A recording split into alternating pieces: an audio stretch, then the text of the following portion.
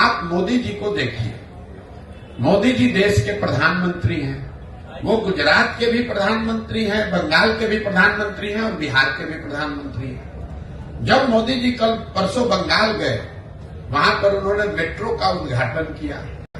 अभी 2 दिन के बाद वो गुजरात जाएंगे, वहां सेमीकंडक्टर के फैक्ट्री का उद्घाटन करेंगे।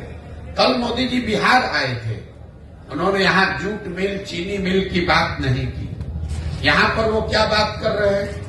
लालू का डर दिखा रहे हैं कि हमको वोट नहीं दोगे, भाजपा को वोट नहीं दोगे, जंगल राज आ जाएगा। ये पूरे बिहार को हम 5 किलो अनाज खिला रहे हैं गरीबों को, इसलिए वोट दो। हमने मंदिर बना दिया, इसलिए वोट दो। मोदी जी वही हैं, लेकिन अलग अलग राज्य में अलग अलग तरीका लोग अपनाते हैं। क्यों?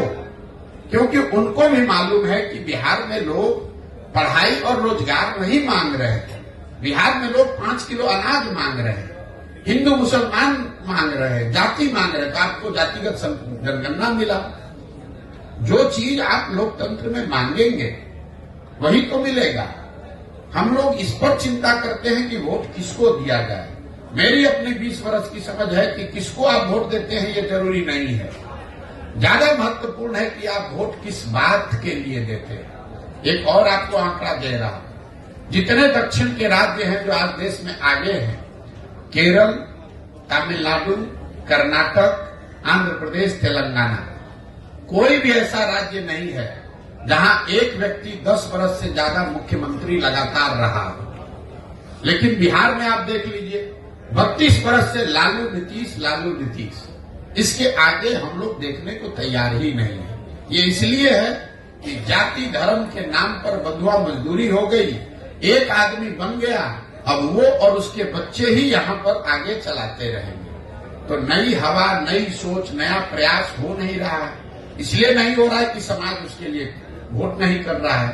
तो जब तक आप समाज में ये सुधार नहीं लाएंगे कि मेरे भाई तुम पाकिस्तान और पुलवामा के लिए वोट दे रहे हो, जबकि तुम्हारे बच्चे जाकर गुजरात में, तमिलनाडु में मजदूरी कर रहे हैं, तो तुम्हारा भला कैसे होगा?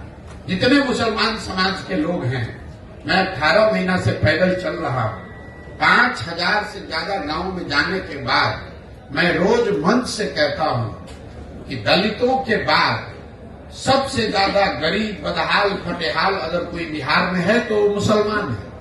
लेकिन 32 साल से मुसलमानों ने लालटेन का साथ नहीं छोड़ा है। इस 32 साल में मुसलमानों ने कभी ये नहीं पूछा लालटेन से कि आप सड़क मंत्री हैं तेजस्वी जी, हमारे गांव में सड़क क्यों नहीं बना? आप ग्रामीण कार्य मंत्री हैं, लेकिन हमारे गांव की नालियों गलियों की दुर्दशा क्यों है? आप स्वास्थ्य मंत्री थे, हमारे बच्चों के लिए अस्पताल, दवा, डॉक्टर क्यों नहीं है? आप शिक्षा मंत्री थे, हमारे बच्चों के लिए पढ़ाई क्यों नहीं? मुसलमान इन सारे परेशानियों के बावजूद जाकर उसी लालटेन को वोट दे रहा है। यही हाल भाजपा के वोटर का है। कोई नहीं पूछ रहा है मोदी जी से कि भाई आप देश में इतने बड़ी बड़ी बात कह रहे हैं, बिहार की बंद चीनी मिल, जूट मिल कब चालू होगी ये बताओ।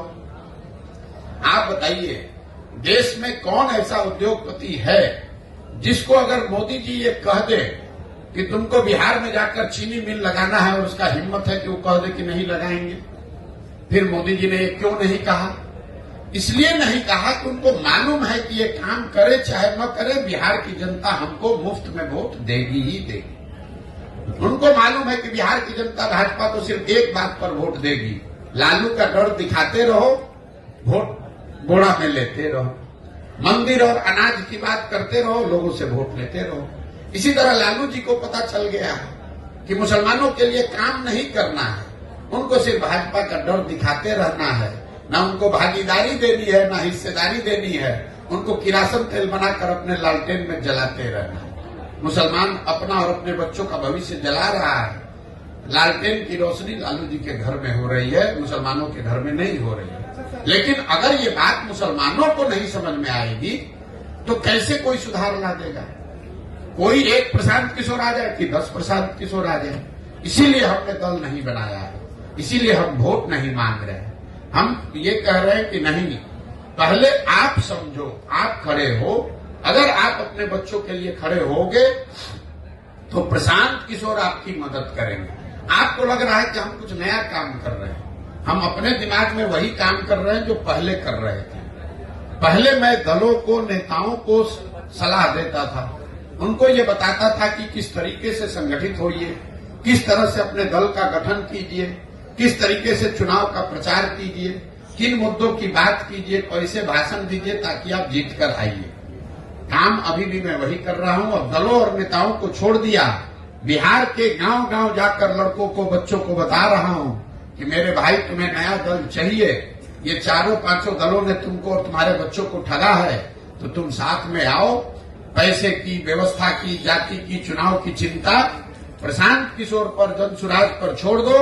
तुम साथ में आओ, एक नया दल, नया विकल्प बनाओ ताकि तुम्हारे और तुम्हारे बच्चों का आने वाला भविष्य बेहतर बने। विकल्प के अभाव में किसी की बंधुआ मजदूरी आपको न करनी पड़े, यही वो प्रयास